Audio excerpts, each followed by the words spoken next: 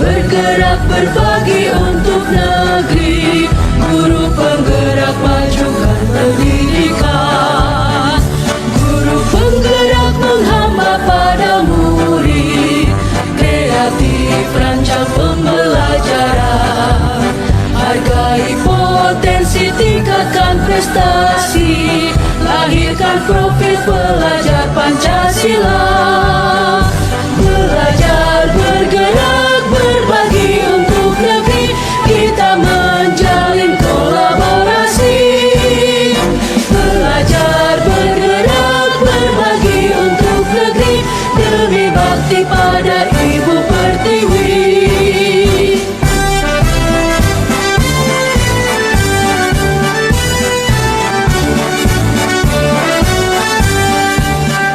Bulatkan tekad, kuatkan hati, negeri ini memanggilmu kawan. Belajar bergerak berbagi untuk negeri, guru penggerak majukan pendidikan, guru penggerak menghamba pada murid, kreatif rancang pembelajaran, hargai potensi, tingkatkan prestasi, lahirkan profil pelajar Pancasila. Belajar bergerak berbagi untuk negeri, kita menjalin kolaborasi. Belajar bergerak berbagi untuk negeri, demi bakti pada Ibu Pertiwi. Belajar bergerak berbagi untuk negeri, kita menjalin kolaborasi. Belajar bergerak berbagi untuk negeri, demi bakti pada Ibu Pertiwi. Demi bakti pada Ibu Pertiwi. Assalamualaikum warahmatullahi wabarakatuh. Alhamdulillah rabbil alamin, wa bihi nasta'inu ala umuri dunya waddin. Wassalatu wassalamu ala asrofil anbiya'i wal mursalin wa ala alihi wa sahbihi ajmain, amma ba'du. Pertama-tama, marilah kita panjatkan puji dan syukur kehadirat Allah Subhanahu wa taala. Alhamdulillah pada kesempatan kali ini kita dapat berkumpul di tempat yang luar biasa yang mudah-mudahan menjadi motivasi untuk sukses kita di masa depan. Bapak Ibu yang saya hormati, pada kesempatan kali ini tepat di hari Selasa tanggal 27 Agustus 2024 kita akan mengikuti kegiatan rangkaian yang bertema diseminasi penerapan budaya positif yang sebentar lagi akan diutarakan oleh pemateri kita, yaitu Ibu Lina Yuwanita SPDS sebagai guru di SMP Negeri 2 Gunung Halu dengan CGP Angkatan 11 Kabupaten Bandung Barat. Dalam hal ini dimohon untuk keaktifan para Bapak Ibu. Pada kesempatan ini kita akan melaksanakan kegiatan ini, mudah-mudahan dari awal tengah sampai akhir ada pada kelancaran kita semua, amin ya Allah ya Rabbal alamin. Untuk acara yang akan dilaksanakan pada hari ini, yang pertama yaitu pembukaan, kemudian yang kedua menyanyikan lagu Indonesia Raya, yang ketiga sambutan dari Bapak Kepala Sekolah ataupun yang mewakilinya, kemudian yang keempat acara ini yaitu materi yang akan disajikan atau yang akan diuraikan oleh pemateri, kemudian yang terakhir penutup. Untuk acara pertama yaitu pembukaan, kita buka bersama-sama dengan pembacaan bersama-sama ibadah waktu Al-Quran Al-Fatihah. Bismillahirrahmanirrahim. Alhamdulillahirrahmanirrahim. Ar-Rahmanirrahim. Maliki yaumiddin. Iyyaka na'budu wa iyyaka nasta'in. Ihdinas siratal mustaqim. Siratal ladzina an'amta 'alaihim ghairil maghdubi 'alaihim waladdallin. Amin. Ya alhamdulillah, mudah-mudahan dengan pembacaan Al-Fatihah tersebut bisa membawa keberkahan dan manfaat tentunya bagi kita semua. Kemudian yang kedua yaitu menyanyikan lagu Indonesia Raya dikarenakan nasionalisme kita sangat tinggi bertepatan dengan di bulan Agustus, bulan sakral. Untuk itu para bapak dan ibu untuk dimohon kesediaannya berdiri di tempatnya masing-masing.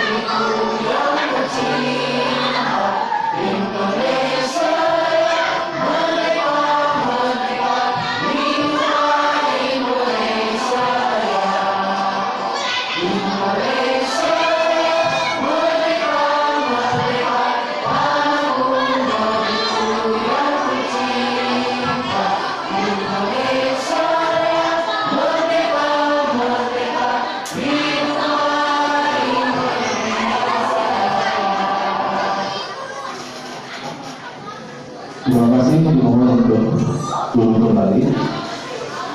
Acara selanjutnya yaitu sambutan dari Bapak Kepala Sekolah kita atau wakilnya kepada terhormat Bapak Haji Dede yang bertempat dipersilakan.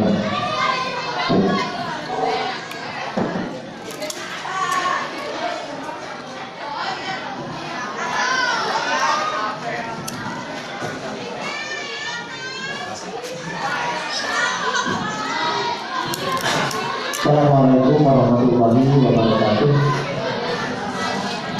A'udzubillah, bismillah, alhamdulillah, wassalatu wassalamu ala rasulillah wa ala alihi wa sahbihi wa man. Asyhadu an la ilaha illallah wahdahu la syarika lah wa asyhadu anna sayyidana wa nabiyyana Muhammadan abduhu wa rasuluhu wa la nabiyya ba'dah. Amma ba'du, puji syukur kita panjatkan kepada Allah yang Maha Esa, bahwasanya hari ini atas kudrat iradahnya Allah kita akan menyaksikan diseminasi salah seorang guru penggerak yang ada di SMP Negeri 2 Gunung, yaitu Ibu Lina Wanita, yang dalam hal ini beliau memberi judul untuk diseminasi hari ini adalah menumbuhkan budaya positif untuk pembentukan karakter melalui proses pembiasaan. Sebetulnya di Islam itu yang namanya pembiasaan itu sudah menjadi sebuah karakter yang sangat Islam. Mengapa demikian? Karena agama kita menyuruh bahwa kita itu harus selalu istiqomah. Istiqomah itu kalau dalam bahasa itu kukuh dan rutin. Itu salah satu yang menjadi kekuatan dari istiqomah adalah rutinitas. Kalau di sekolah, nah pembiasaan artinya anak-anak dibiasakan supaya menjadi biasa. Dan itu sudah menjadi jargon positif kita bahwa bisa itu karena biasa. Oleh karena itu dalam hal karakter sekalipun, meskipun itu sifatnya tidak fisik material, tapi mengarah kepada moral, yang namanya karakter meskipun sifatnya moral tetap bisa dibangun dan bisa dibentuk, yaitu melalui proses pembiasaan. Oleh karena itu, dari proses pembiasaan itu diharapkan betul bahwa karakter baik yang kita harapkan dari siswa-siswi kita itu, meskipun cuma dalam rentang waktu 3 tahun kita menerapkannya, tetapi harapan kita adalah apa yang telah kita tanamkan kepada mereka itu bisa panen dalam kehidupan keseharian. Itu harapannya. Dan memang dalam dunia kepesantrenan yang namanya ilmu itu pasti berada di bawah adab. Artinya adab di atas ilmu, dan adab itu juga di bawah akhlak. Oleh karena itu rangkaian dari akhlak, adab dan ilmu itu di sekolah itu menjadi sebuah satu kesatuan yang utuh. Salah satu program guru penggerak yaitu melaksanakan apa yang disebut dengan penumbuhan budaya positif. Itu kita sambut dengan baik. Kami selaku warga sekolah sangat mendukung terhadap program ini. Oleh karena itu, dengan adanya Ibu Lina selaku guru penggerak yang melaksanakan ini, insya Allah kami semua akan membantu segala sesuatu yang berhubungan dengan program-program yang akan dilaksanakan oleh Ibu Lina nanti. Insya Allah kita harus siap membantu, karena budaya positif inilah sebetulnya core yang paling besar dari yang namanya pendidikan. Otak boleh pintar, tetapi kalau kelakuannya jelek, tetap itu menjadi suatu minus yang sangat besar. Ya.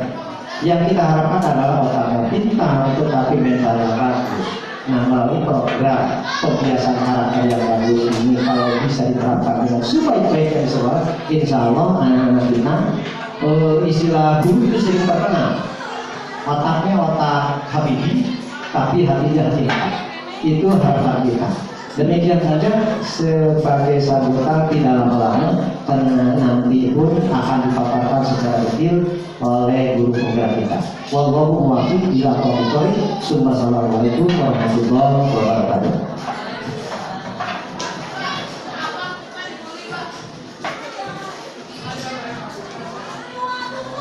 Terima kasih kepada Bapak Haji Dede yang telah memberikan sambutan, juga perangkatan yang mudah-mudahan menjadi motivasi khusus pemateri kita, Bu Lina, Bu Anita, dan umum untuk kita semua, yang mudah-mudahan bisa menjadi motivasi dorongan dalam hal membudayakan yang hal-hal yang positif. Oke Bapak dan Ibu Guru, terlebih kita hari ini telah menuju acara inti daripada inti di Proyek Angkatan ke-11 Kabupaten Bandung Barat ini, yang bertempat di hari Selasa di tanggal 27 Agustus 2024, yang akan dipaparkan sedetail mungkin, yang akan dipaparkan semenarik mungkin, dikemas senyaman mungkin oleh pemateri kita, yang alhamdulillah pada kesempatan kali ini atas berkat doa dan dorongan dukungan seluruh Bapak dan Ibu Guru, acara demi acara akan segera terlaksana, dan yang insya Allah sebentar lagi yang akan dipandu oleh Ibu Guru calon penggerak kita, yaitu tepuk tangan dulu untuk Ibu Lina Yuanita. Kepada beliau waktu terbang dipersilakan. Assalamualaikum warahmatullahi wabarakatuh. Ya, terima kasih kepada Pak Deden yang sudah memberikan waktu dan kesempatan bagi saya untuk memaparkan tentang penerapan budaya positif.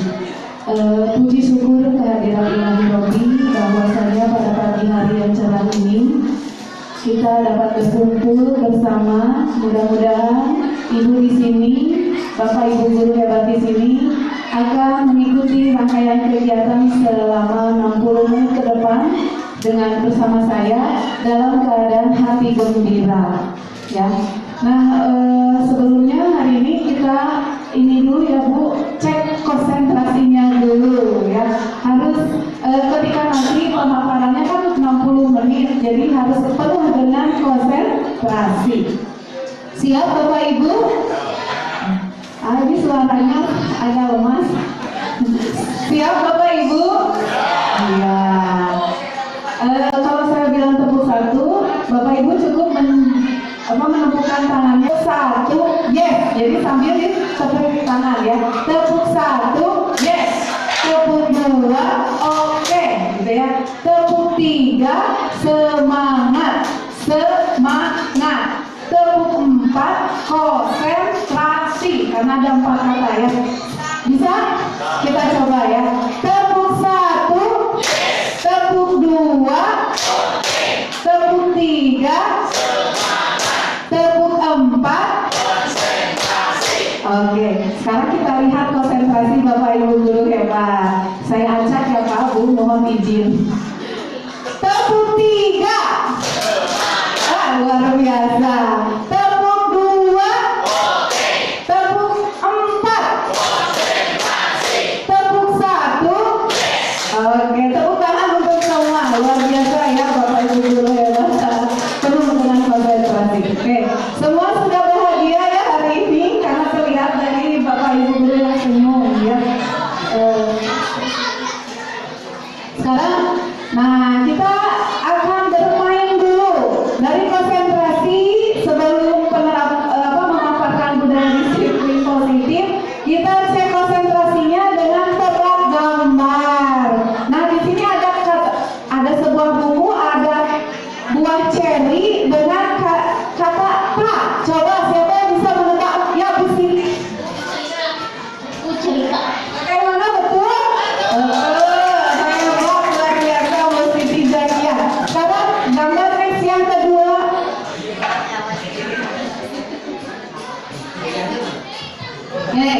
Sekarang ada gambar. Coba siapa yang bisa menyebutkan? Ya Bu Rizka. Betul? Betul ya, coba sekali. Macan dan giginya ompong gitu ya. Next, gambar yang ketiga. Iya, coba siapa ini? Semakin kesini semakin agak sulit ya ternyata. Ada yang bisa? Ya, Bu Mama. Guruku pandai. Iya, betul sekali. Gambar selanjutnya. Iya, ini sebuah apel, tapi kita balikan. Coba kalimat kata apelnya dibalik jadi apa? Ya, Pak Ijul ke depan, Pak Ijul.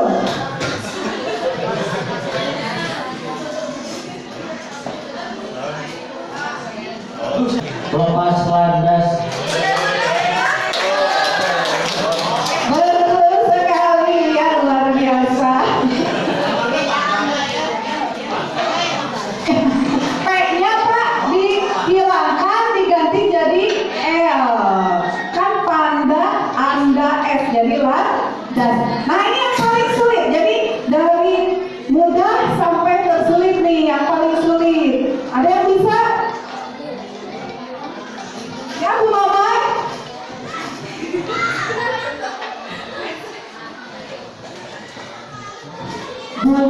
Buku matematika. Betul? Coba kita lihat. Di sini ada gambar bulu ya.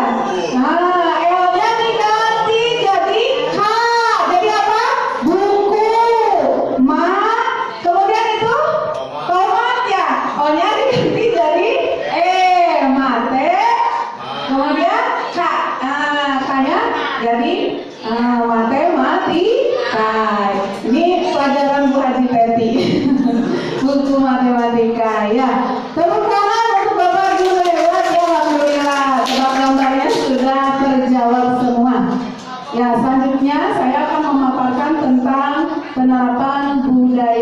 positif.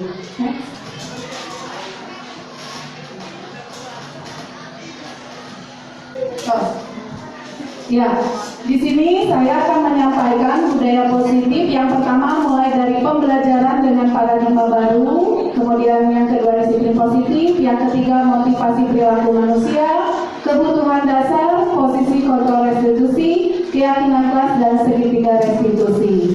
Selanjutnya,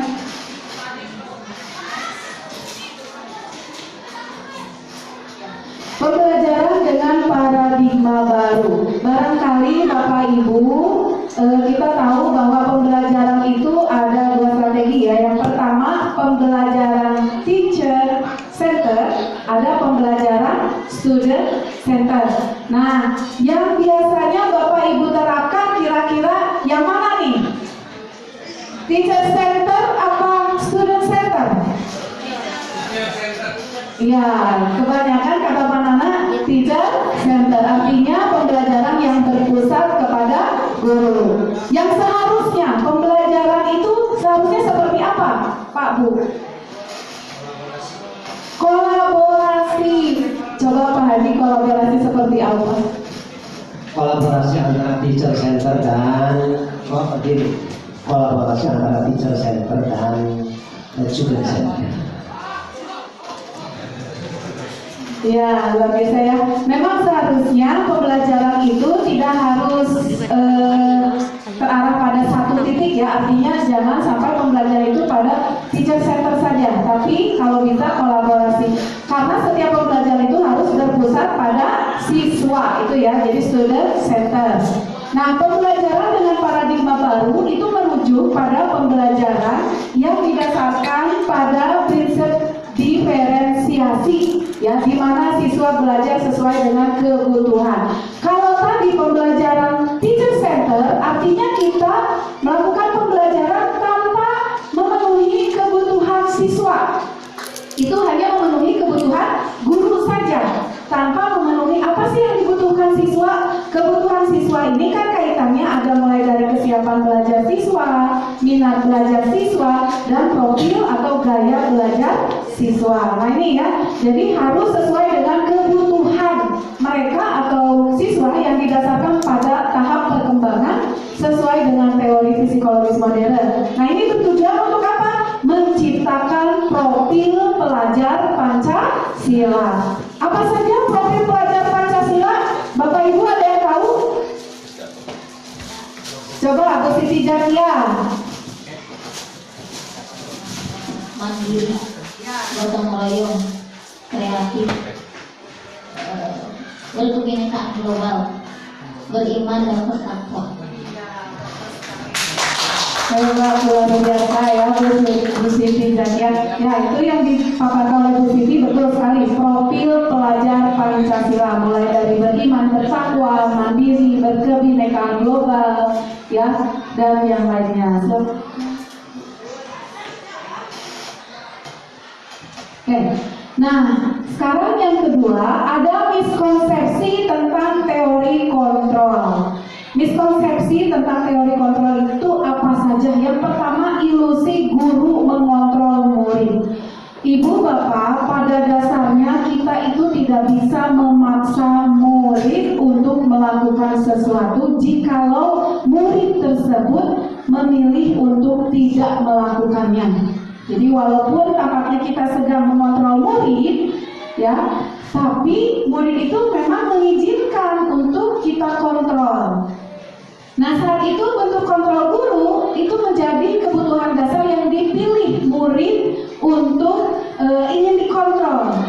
Ya, kemudian teori kontrol menyatakan setiap perilaku atau tindakan murid itu ada tujuan, baik tindakan yang tidak disukai atau yang melanggar. Jadi murid kita di sini kalau melakukan pelanggaran itu pasti ada tujuannya, ya, ada alasannya kenapa.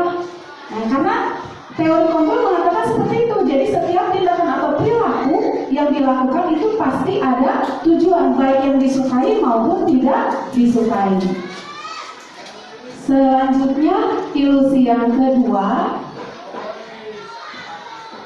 bahwa kritik dan membuat orang merasa bersalah dapat menguatkan karakter. Jadi kalau kita menggunakan kritik dan rasa bersalah untuk mengontrol murid, itu sebetulnya kita sedang memberikan identitas gagal pada murid. Kenapa? Karena kita menggunakannya dengan kritikan. Dengan si murid akan merasa bersalah. Nah, ini miskonsepsi selama ini ya.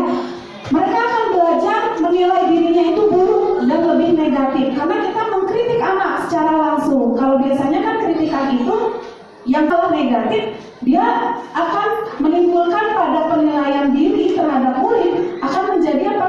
Negatif pada dirinya, ya, atau buruk tentang dirinya. Selanjutnya, ilusi yang ketiga yaitu bahwa semua penguatan positif itu efektif dan bermanfaat. Nah, penguatan positif ini melalui bujukan. Nah, ini bujukan ini salah satu bentuk-bentuk kontrol di mana segala usaha kita untuk mempengaruhi murid agar mengurangi suatu perilaku tertentu. Nah, kalau misalkan jangka panjang, kali ini dirasakan menjadi kurang efektif karena ada rasa ketergantungan nanti di dalamnya, ketergantungan terhadap pendapat yang diberikan oleh guru. Atau bahkan murid bisa menolak bujukan. Jadi kan kita melalui bujukan supaya anak itu mau menurut, mematuhi. Nah, kalau jangka panjang ini kurang efektif. Bisa saja dalam dirinya itu ada penolakan atau ketergantungan pada guru untuk selalu meminta pendapat guru mengatasi solusi dari permasalahan yang dihadapinya. Selanjutnya, ilusi bahwa orang dewasa memiliki hak untuk memaksa. Nah, kita sebagai orang dewasa, Bapak Ibu ya pasti meyakini bahwa kita ini memiliki tanggung jawab untuk membuat murid berbuat hal tertentu. Itu bisa dilakukan, diterima ya. Tapi kalau diterima itu selama ada sebuah kemajuan di dalam murid tersebut. Nah, jangka panjangnya juga dirasakan kurang efektif juga karena bisa saja nanti berdampak adanya hubungan yang merusak hubungan, jadi muncul permusuhan dan lain sebagainya atau rasa benci ya karena dipaksa ya. Kalau dulu orang tua kita dulu Bapak Ibu barangkali memaksa itu akan terasa ya kita bisa jadi orang-orang hebat, tapi untuk kondisi murid-murid sekarang dengan mental yang sekarang itu dirasakan jangka panjangnya anak akan muncul rasa cemas, rasa benci, atau akan bisa menimbulkan merusak hubungan. Itu yang terjadi kalau jangka panjangnya. Kemudian yang selanjutnya, disiplin positif. Nah, ini disiplin positif ini berasal dari kata bahasa Latin disiplina, ya, yang artinya belajar. Jadi disiplin diri itu membuat orang untuk menggali potensi untuk menuju sebuah tujuan apa yang dia hargai. Namun dalam budaya kita makna disiplin ini ternyata mengalami perubahan atau pergeseran makna. Jadi disiplin untuk saat ini maknanya menjadi apa? Menjadi sesuatu yang dilakukan seseorang pada orang lain dengan tujuan apa? Dengan tujuan untuk mendapatkan kepatuhan. Nah, ini artinya ada pemaksaan di dalamnya. Ya, jadi ada pergeseran makna kalau untuk budaya saat ini. Nah, kecenderungannya akan menimbulkan rasa ketidaknyamanan terhadap murid. Jadi melakukan sesuatu itu bukan dengan apa yang kita hargai atau yang dia hargai, tetapi karena terpaksa harus patuh gitu. Ya, selanjutnya. Nah, budaya positif atau disiplin positif ini berkaitan sekali dengan yang namanya nilai-nilai kebajikan universal. Apa itu nilai kebajikan?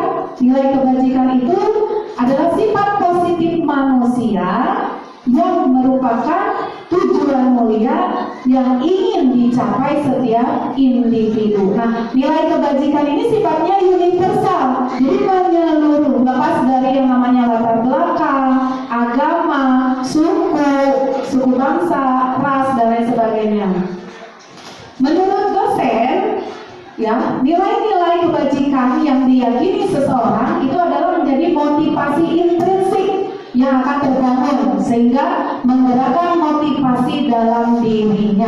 Jadi untuk penerapan budaya positif ini ya wujudnya nanti adalah nilai-nilai kebajikan universal. Diharapkan dengan penerapan budaya positif yang di dalamnya ada nilai-nilai kebajikan universal ini dapat membangun motivasi dalam diri murid ya untuk selalu mengalami atau melakukan perubahan yang lebih baik. Itu yang diharapkan. Selanjutnya, nah nilai-nilai kebajikan itu berkaitan dengan nilai kebajikan P5 yang tadi profil pelajar Pancasila yang sudah disebutkan oleh Bu Siti ya, mulai dari beriman bertakwa, mandiri, bernalar kritis, berkebinekaan global, bergotong royong, dan kreatif. Nah ini nanti dimasukkan dalam budaya positif. Jadi budaya positif ini kaitannya dengan nilai P5 ya, nilai kebajikan P5. Atau bisa juga di dalamnya dikaitkan dengan life skill anak, terampilnya, mandirinya ya. Jadi ada kaitannya, saling menghargai, saling menghormati itu bisa karena masuk pada nilai-nilai kebajikan universal. Nah, yang selanjutnya motivasi perilaku manusia. Ada yang tahu Bapak Ibu motivasi itu apa? Ya, iya betul, dorongan. Jadi dorongan itu sifatnya bisa dari dalam, bisa dari luar ya. Nah, di sini motivasi perilaku manusia itu ada 3. Yang pertama menghindari hukuman. Nah, menurut Bapak Ibu, anak-anak kita di sekolah yang datang lebih pagi, itu menurut Bapak Ibu masuknya menghindari hukuman atau tidak? Disiplin, betul. Karena sudah menjadi pembiasaan, betul Bu Nia ya. Di kita ini murid-muridnya sudah menjadi pembiasaan datang ke sekolah jam 6.45. Karena hal yang terbentuk biasa, jadi kebiasaan datangnya pasti lebih pagi, gitu ya. Nah, untuk menghindari hukuman ini, maka akan timbul pertanyaan dalam dirinya, apa yang akan terjadi apabila saya tidak melakukannya? Nah, ini pertanyaan yang akan muncul apabila menghindari hukuman. Si anak misalkan, ya, ketika kita mengajar di kelas, ada anak yang mengobrol. Anak kalau sudah ada motivasi dalam diri, itu akan muncul. Kalau saya melakukan ngobrol di kelas, apa sih yang akan terjadi? Gitu kan? Nah, bisa saja dimarahin guru, disuruh ke depan, misalkan seperti itu ya. Yang kedua, mendapatkan penghargaan. Nah, motivasi mendapatkan penghargaan, maka nanti mulai dalam dirinya untuk bertanya, apa yang akan saya dapatkan apabila saya melakukannya? Ya, kira-kira kalau saya misalkan rajin mengaji, rajin membaca, apa sih yang saya akan dapatkan? Oh, saya akan mendapatkan ranking 1, saya akan mendapatkan hadiah, saya akan mendapatkan juara. Nah, ini motivasi untuk mendapatkan penghargaan. Yang ketiga, menghargai nilai diri. Nah, yang kita harapkan, yang menjadi tujuan kita sebagai pendidik, itu harus poin yang ketiga, menghargai nilai diri. Jadi jangan sampai murid anak-anak kita ya melakukan suatu tindakan atau perilaku itu karena takut dihukum. Yang selanjutnya, nah, dari ketiga tadi, poin yang menghindari ketidaknyamanan hukuman dan penghargaan itu dikategorikan sebagai motivasi eksternal, artinya dari luar, ya, dari luar. Nah, yang dalam diri internalnya itu yang tadi poin ketiga, menghargai pada nilai diri sendiri. Ya, sepakati ular panjang, cacing pendek. Siap Bapak Ibu? Oke, kita belajar kebalikan. Ya. Kalau saya bilang gajah, gerakan tangannya karena kebalikan berarti kecil. Kalau semut? Kalau ular?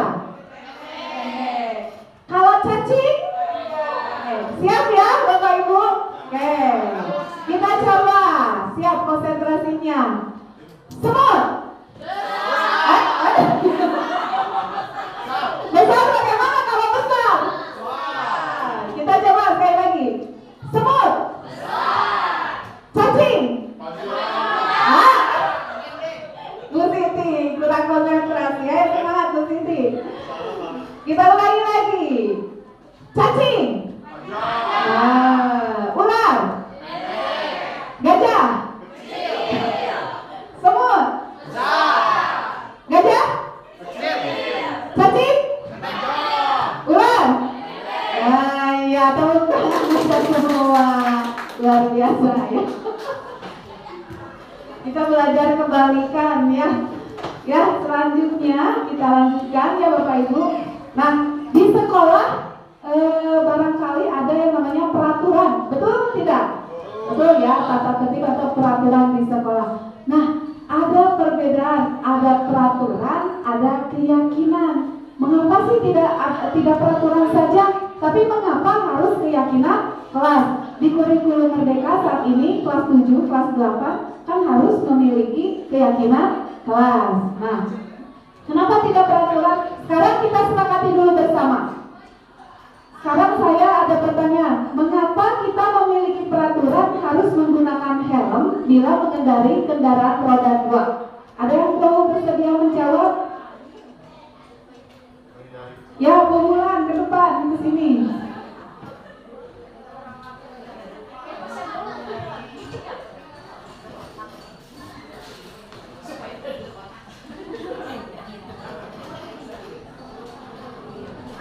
Supaya tidak ditilang. Selain tidak ditilang, yang paling penting apa? Kenapa menggunakan kendaraan beroda 2 itu harus menggunakan helm? Coba. Nah, ayo ke depan.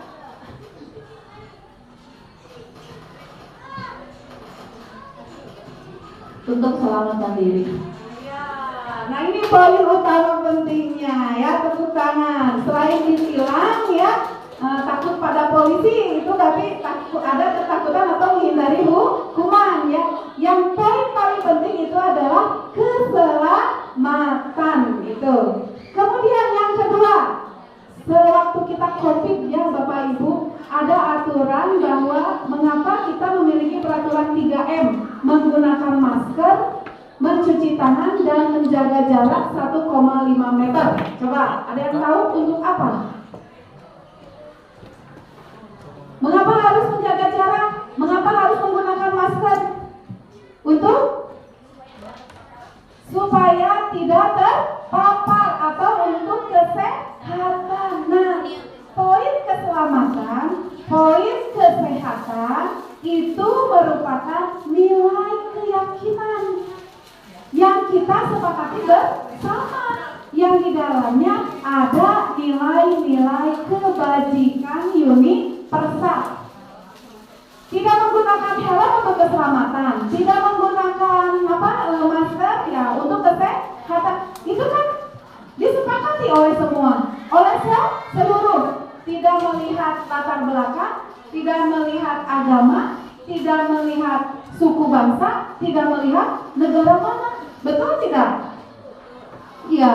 Jadi itulah yang disebut nilai keyakinan atau nilai-nilai kebajikan yang sifatnya universal. Nah, kita bisa membuat keyakinan kelas itu bersama murid. Jadi bedanya peraturan dengan keyakinan kelas, kalau peraturan itu dibuat satu arah saja, misalkan dibuat oleh sekolah. Nah, kalau keyakinan kelas Bapak Ibu itu dibuat oleh kita sebagai guru dan sebagai murid ya. Jadi dengan murid diajak, dilibatkan kolaborasi. Nah, sekarang Bapak Ibu sudah membuat keyakinan kelas ketika itu dibuat di awal pembelajaran, terutama oleh Bapak Ibu wali kelas, untuk khususnya kelas 7 dan kelas 8. Nah, kalau nilai keyakinan ini nanti akan disepakati. Jadi kalau kita libatkan murid, itu ada murid ini dituntut untuk apa? Meyakini dari nilai-nilai yang sudah dibuat, ya. Nah, itu yang disebut nilai keyakinan kelas, ya. Selanjutnya. Nah, ini ya. Jadi keyakinan kelas itu seperti apa? Yang pertama bersifat lebih abstrak, yang kedua berupa pernyataan universal, Yang ketiga, dibuat dalam bentuk pernyataan positif. Yang keempat, mudah diingat dan dipahami. Dan yang terakhir, semua warga sekolah ikut terlibat dalam membuatnya. Jadi kalau bisa dalam keyakinan kelas itu jangan menggunakan kalimat negatif. Misalkan, jangan membuang sampah sembarangan. Kita ganti menjadi apa? Buanglah sampah pada tempatnya. Jangan masuk kelas terlambat. Kita hindari. Seharusnya lebih baik masuk kelas lebih awal atau datanglah 15 menit sebelum. Tuh, ya. Nah, yang selanjutnya hukuman dan penghargaan. Bapak Ibu pernah melakukan hukuman kepada murid? Sering. Saya juga pernah. Ya, jadi hukuman itu apa? Hukuman dan penghargaan itu digunakan sebagai alat untuk membentuk perilaku yang diinginkan. Ya, hukuman itu bisa mengurangi perilaku yang tidak diinginkan. Awalnya kita kan tujuannya menghukum murid itu untuk murid tidak melakukan lagi apa yang dilakukan karena suatu kesalahan, gitu ya. Nah, kalau penghargaan itu dapat memperkuat perilaku yang diinginkan. Itu tujuan awal kita. Tapi ternyata Bapak Ibu ya, hukuman dan penghargaan ini untuk jangka waktu panjang ternyata kurang baik. Ya, setelah saya pelajari budaya positif ini. Jadi hukuman jangka pendek itu ada efektif. Tapi kalau jangka panjang ternyata akan menimbulkan rasa cemas, rasa benci, rasa takut terhadap diri anak. Apalagi kalau hukumannya bersifat fisik atau verbal, ya. Verbal itu biasanya mengeluarkan kata-kata negatif terhadap anak. Nah, untuk penghargaan, ternyata saya awalnya menyadari bahwa penghargaan, kalau saya kasih penghargaan terhadap anak yang misalkan mengerjakan tugas tepat waktu atau nilainya 100, saya kasih penghargaan, saya rasa itu anak akan termotivasi, ya.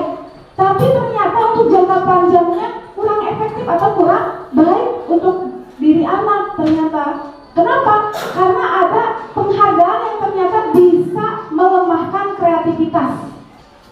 Yang seperti apa?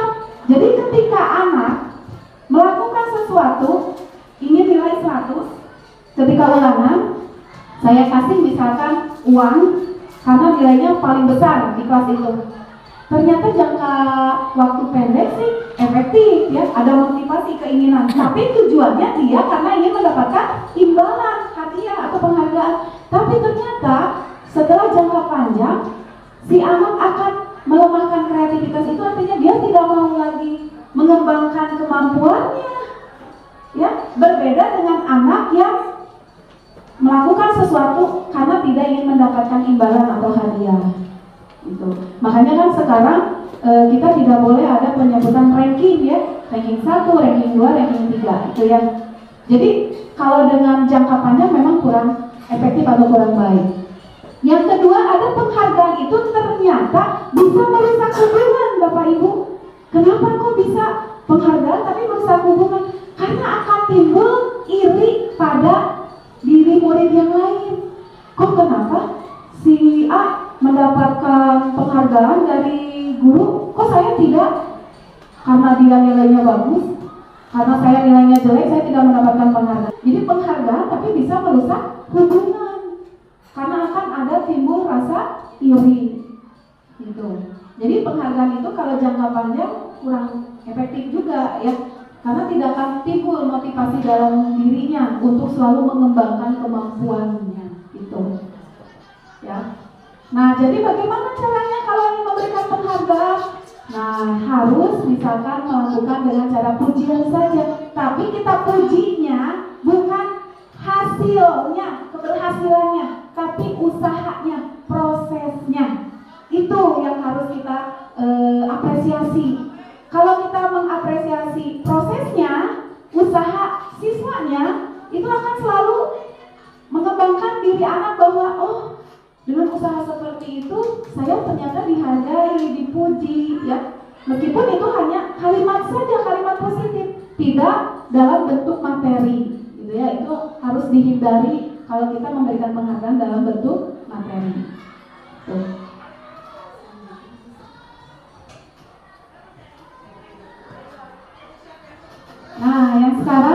selanjutnya 5 kebutuhan dasar manusia.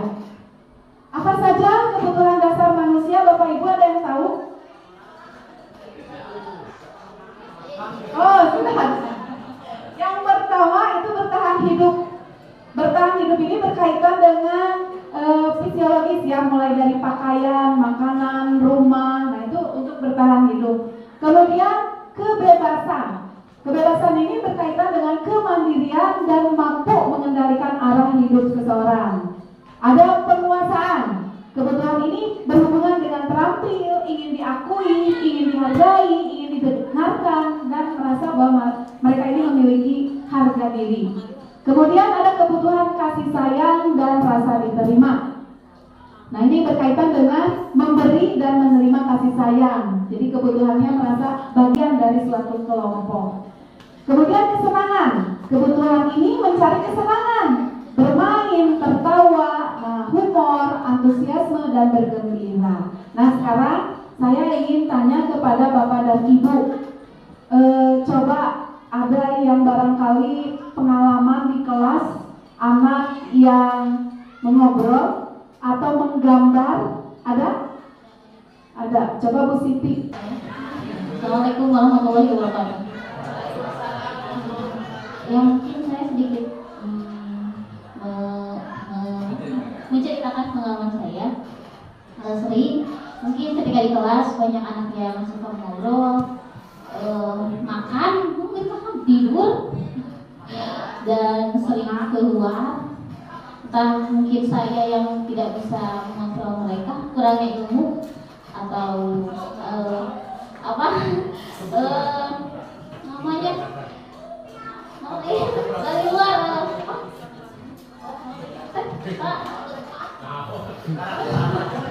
atau memang karakter anaknya, atau juga ada biasa juga, atau juga dari luar, dorongan dari luar. Tepuk tangan untuk Bu Siti ya.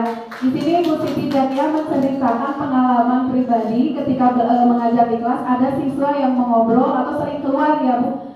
Nah, Bapak Ibu, kalau kita kaitkan dengan 5 kebutuhan dasar manusia pada murid, kira-kira permasalahan atau kasusnya Bu Siti ini masuknya ke mana? Anak yang mengobrol, kemudian sering bolak-balik keluar, coba kebutuhan yang mana Bapak Ibu? Bisa kesenangan juga bisa ya Bapak Ibu.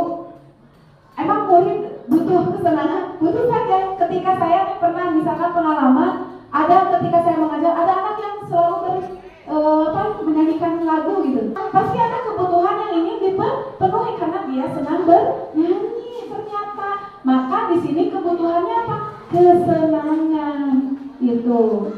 Kemudian ada juga siswa yang ketika kita mengajar di kelas menggambar atau tidur,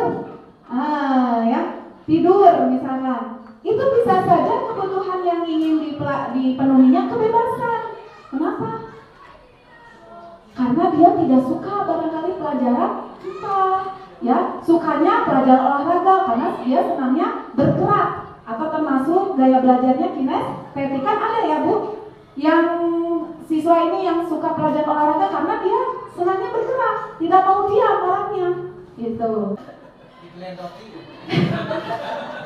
Nah, itu ya. Jadi setiap murid ini memiliki kebutuhan dasar yang ingin dipenuhi. Nah, ini tujuan mereka ketika melakukan perilaku atau tindakan. Nah, sekarang kita lihat di sini ada pertanyaan nih Bapak Ibu.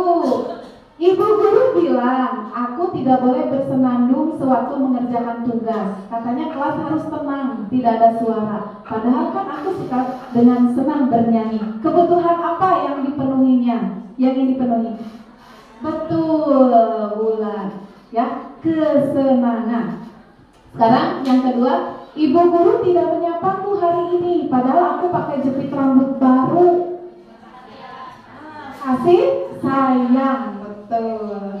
Yang selanjutnya, aku bosan, masa belajarnya cuma gitu-gitu aja, dengerin ibu guru aja. Kebutuhan apa?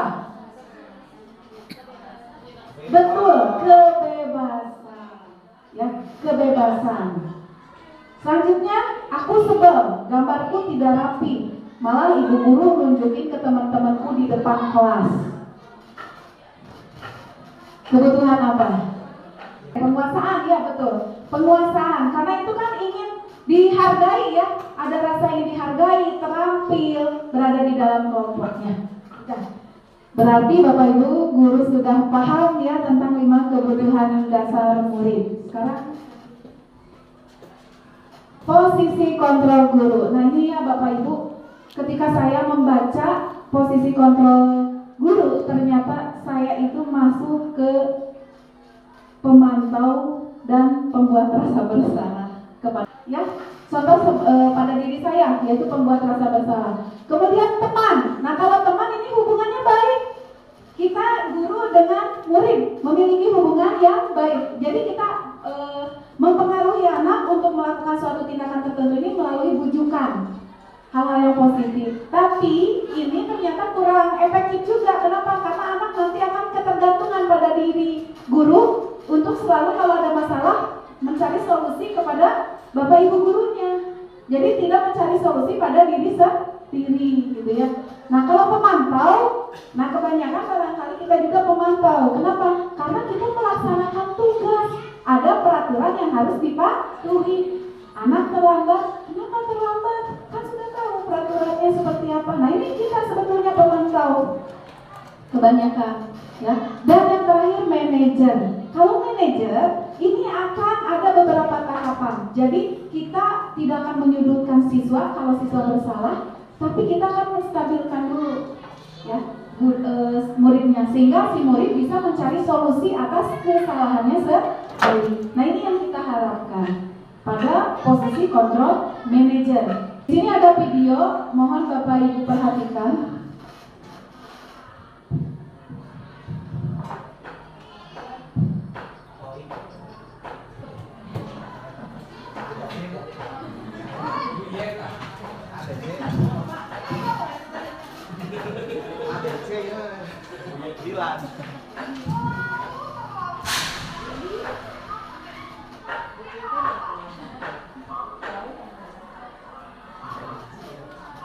Nah ini posisinya penghukum. Lihat mimik wajahnya Pak Bu ya. Mata terbuka lebar. Keliling lapangan basket 5 kali sekalian. Biar masuk. 4. Pergi sana ke lapangan basket. Nah di dalamnya kalau yang penghukum itu biasanya ada hukuman secara fisik ya. Verbal pun bahasa yang dikeluarkannya barangkali itu bisa menyakiti si murid. Maka akan muncul rasa benci, rasa cemas dan takut kepada guru tersebut. Selanjutnya itu adalah segitiga restitusi. Apa itu restitusi? Restitusi adalah proses menciptakan kondisi bagi murid untuk memperbaiki kesalahan mereka. Jadi sehingga mereka bisa kembali pada kelompok mereka dengan karakter yang lebih kuat. Nah, kita harapkan kita di lingkungan sekolah ini bisa menerapkan yang namanya segitiga restitusi. Kenapa? Karena dengan penerapan restitusi ini kita bisa menciptakan murid untuk mengembalikan dirinya ketika berbuat salah menjadi mencari solusinya sendiri dan bisa memperkuat karakter yang lebih kuat. Nah ini yang kita harapkan dengan penerapan segitiga restitusi. Apa saja ciri restitusi? Yang pertama, bukan untuk menebus kesalahan, tapi belajar untuk dari kesalahan. Jadi ketika siswa berbuat kesalahan, bukan kita untuk menyalahkan siswa kesalahan yang sudah dilakukan ya, tapi siswa bisa belajar dari kesalahannya dan tidak mengulangi lagi kesalahan yang sudah dilakukan. Tuh. Yang kedua, bisa memperbaiki hubungan. Yang ketiga, tawaran bukan paksaan. Jadi keyakinan yang sudah ada di sekolah itu sifatnya jadi tidak memaksa kepada murid, tapi murid senantiasa memiliki kesadaran untuk meyakininya dan tidak melakukan pelanggaran atau membuat kesalahan dari keyakinan yang sudah disepakati bersama. Yang keempat, restitusi itu menuntut untuk melihat ke dalam diri anak. Jadi anak nanti akan mencari solusinya harus bagaimana dari kesalahan yang sudah saya buat. Ya, Itu. Yang kelima, restitusi mencari kebutuhan dasar yang mendasari tindakan. Jadi kebutuhan apa? Tadi yang kaitannya 5 kebutuhan dasar tadi. Yang keenam, restitusi diri adalah cara yang paling baik. Nah, ini yang kita harapkan. Tetapi Pak, Bu, restitusi ini barangkali untuk yang sifatnya kesalahan, pelanggaran fundamentalisnya seperti fisik itu tidak, sebetulnya susah juga ya. Jadi tapi diharapkan dicoba untuk penerapan segitiga restitusi ini. Kemudian yang ketujuh, restitusi fokus pada karakter. Jadi bukan tindakan tapi karakternya, karena kita ini menumbuhkan karakter yang kuat kepada anak. 8. Restitusi ini tidak fokus pada masalah tapi fokusnya pada solusi. Jadi ketika murid melakukan kesalahan, itu kita bukan fokus pada kesalahan apa yang anak buat, karena selama ini kan seperti itu ya Bu, Pak. Kita tuh terlalu fokus pada masalah kesalahan anak.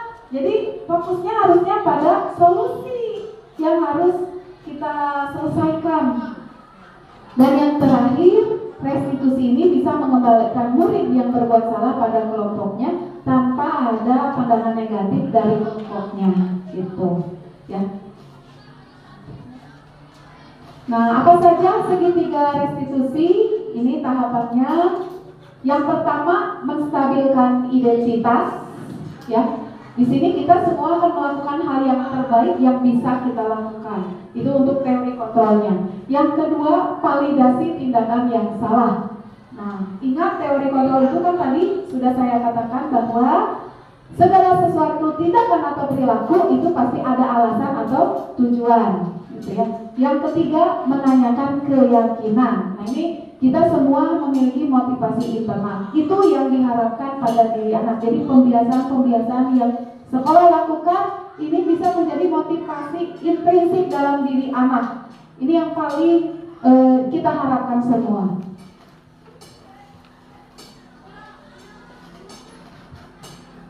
Ya, kita perhatikan lagi tayangan kedua.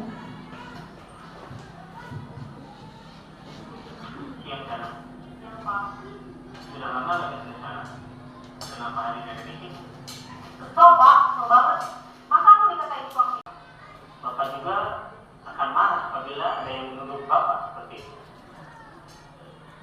Kemudian pada saat itu kamu mau melakukan apa? Ya saya langsung ngatain Eka lah Pak. Kesel banget. Saya bentak-bentak dia depan teman-teman lain. Oh begitu. Pasti kamu melakukan seperti itu karena suatu alasan tertentu, kan? Iyalah, saya diam saja Pak. Ya saya bela diri lah. Aku saya dituduh tukang fitnah. Ya wajar lah. Mempertahankan harga diri itu sesuatu yang penting buat kamu. Untung kamu tidak bertindak mencurigakan lagi. Hanya membentak-bentak. Iya Pak. Untung saya masih bersabar dan hanya membentak saja.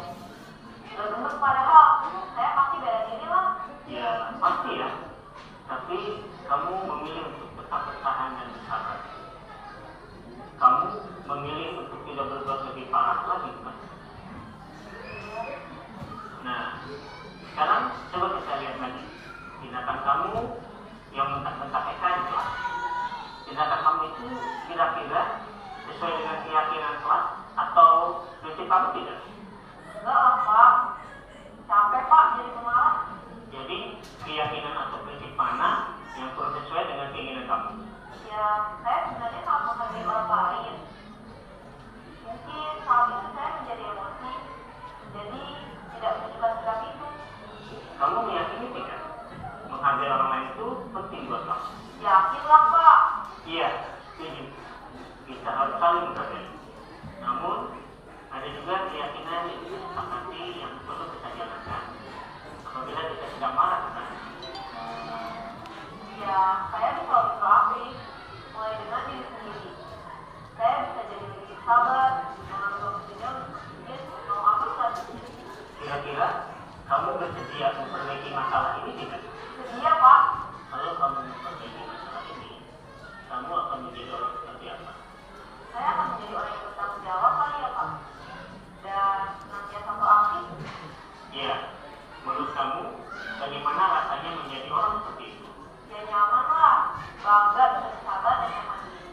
Baiklah kalau begitu.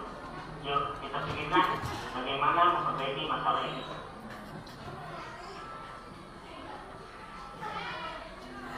Ya, dari tayangan video barusan, ini sudah menerapkan penerapan segitiga restitusi atau tidak Bapak Ibu? Sudah. Ada yang mau coba menjelaskan apa sih tahapan yang ada dalam tayangan video tadi?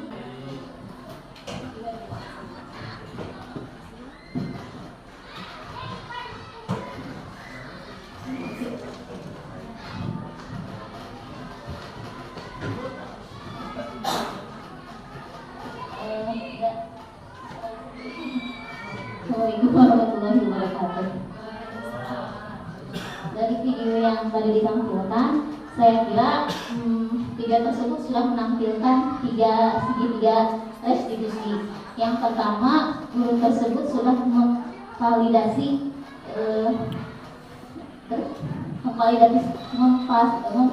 kesalahan. Yang kedua, menanyakan keyakinan. Yang ketiga, menstabilkan identitas. Ya, tepuk tangan untuk Bu Siti.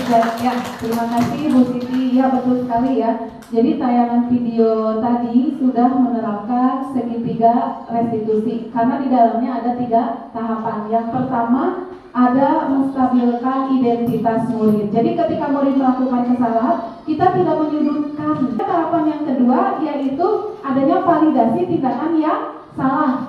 Tahapan yang ketiga yaitu adanya menanyakan keyakinan kelas. Nah, ini mudah-mudahan kita juga bisa menerapkannya di dalam baik pembelajaran maupun di lingkungan sekolah. Nah, ini ya kalau bentuk gambarnya dari segitiga restitusi, memberikan identitas, kemudian validasi tindakan yang salah, menanyakan keyakinan. Nah, untuk menstabilkan identitas, setiap orang pasti pernah melakukan kesalahan. Kemudian kamu bukan satu-satunya yang pernah berbuat salah. Setiap manusia pernah berbuat salah, termasuk juga ibu. Nah, itu kita menstabilkan identitas murid. Bukan kamu yang selalu berbuat salah, ibu juga pernah, gitu. Kemudian validasi tindakan yang salah. Kamu tentu punya alasannya kenapa. Yang selanjutnya, adakah cara yang lebih efektif untuk mendapatkan apa yang kamu butuhkan? Dan yang terakhir, menanyakan keyakinan. Nah, ini bisa seperti apa? Keyakinan kelas apa yang telah kita sepakati? Dan yang kedua, kamu ingin menjadi orang yang seperti apa? Nah, itu segitiga restitusi. Nah, ini ya deskripsi dari gambaran video tadi. Memanggil siswa yang melakukan pelanggaran, validasi tindakan yang salahnya, menanyakan alasan dan mengapa hal tersebut dilakukan. Nah, ini ya. Alhamdulillah pemaparan budaya positif sudah saya jelaskan selesai. Alhamdulillah Bapak Ibu, terima kasih atas perhatiannya. Mudah-mudahan dari pemaparan yang saya sampaikan ini dapat menjadi inspirasi bagi kita semua dan juga dapat diterapkan di lingkungan sekolah. Saya akhiri. Assalamualaikum warahmatullahi wabarakatuh. Saya kembalikan kepada Pak Deden.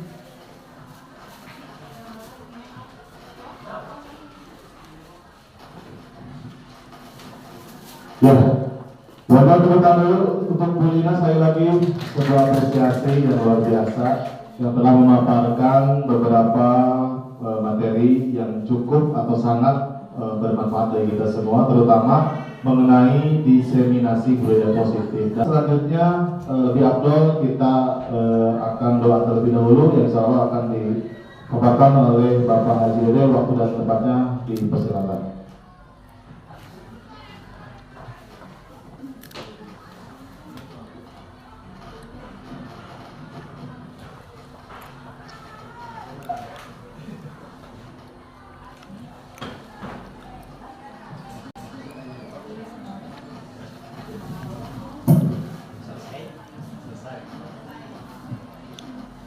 Alhamdulillah pemaparan dari guru penggerak kita dari awal sampai akhir sudah selesai.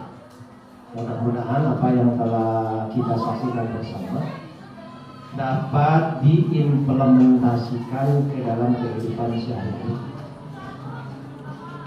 Penerapan disiplin, peraturan tata tertib kita sudah punya. Pembiasaan kita sudah terbiasa. Itu tinggal mensinkronkan saja dengan pengawalan ketat dari kita dengan menggunakan 3M itu, bro. Ya. Mulai dari sekarang, mulai dari hal kecil dan mulai saat ini. Insya Allah kalau itu semua berjalan dan dikawal oleh kita bersama, saya kira program ini gak sulit-sulit amat, ya. Gak sulit-sulit amat karena ya kita berkeyakinan bahwa tata tertib itu layaknya sebuah hukum, sifatnya mengikat, memaksa dan mengatur. Kalau orang sudah mau diikat, dipaksa dan diatur, rasanya biasa, tertib kita melaksanakannya. Dan dari mulanya unsur keterpaksaan pada akhirnya akan menjadi kebiasaan. Kalau kebiasaan sudah menjadi sebuah kebiasaan hari-hari, itu nanti akan menjadi sebuah kebutuhan. Itu yang kita harap. Oleh karena itu, marilah kita sama-sama berdoa, dan berdoanya itu gak usah diaminkan, tapi kita doa bersama, dibaca bersama, agar kita menghayati doa itu dan kembali bukan untuk orang lain, tapi kebanyakan untuk diri kita sendiri. Kita berdoa dengan membacakan surah Al-Fatihah bersama-sama. Bi barokati Ummil Quran Al-Fatihah. A'udzu billahi minasyaitonir rajim. Bismillahirrahmanirrahim. Alhamdulillahirabbil alamin arrahmanir rahim maliki yaumiddin. Iyyaka na'budu wa iyyaka nasta'in ihdinas siratal mustaqim siratal ladzina an'amta 'alaihim ghairil maghdubi alaihim waladdallin. Rabbil alamin. Wallahu muwaffiq ila aqwamit thoriq. Assalamualaikum warahmatullahi wabarakatuh.